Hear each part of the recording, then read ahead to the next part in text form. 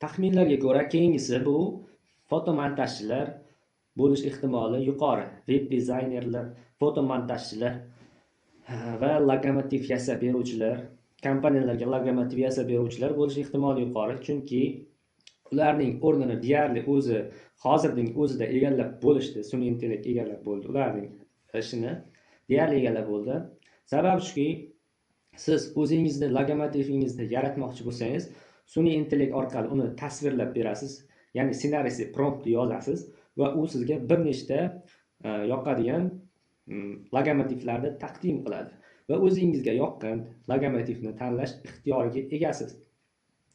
Va mukammal va juda ham chiroyli, xohlagan formatda, 3D formatda, xohlasangiz undan ham har xil dizaynerda yozib beradi va bemalol o'zingizga ma'qulini tanlashingiz mumkin.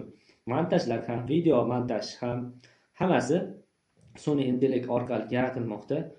Hozirgi vaqtda deyarli shuni aytib o'tishim mumkinki, ularning o'rnini deyarli egallab bormoqda. Bu davom etib kelyapti va kelajakda bu yana ham mukammallashadi va montajchilar, fotomontajchilar, dizaynerlar, fotodizaynerlar ishsiz qolish ehtimoli ham yuqori.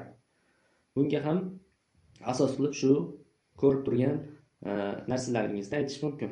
Buni hamma ko'rib turibdi. Oddiy odam ham hozir sun'iy intellekt orqali xohlagan rasmlarni montaj qilishi, xohlagan turga solishi, osongina videolarni montaj qilishi, osongina prompt yozib, ushbu prompt asosida videolarga ega bo'lishi sun'iy intellekt orqali oson bo'lib ketgan va juda ham mukammallashib ketgan.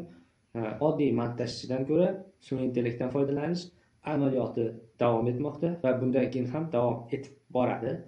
Shu sababli katta ehtimol bilan fotomontajchilar, dizaynerlar ishsiz qolish ehtimoli ham yuqori kelajakda va yaqin yillarda ham bo'lishi mumkin.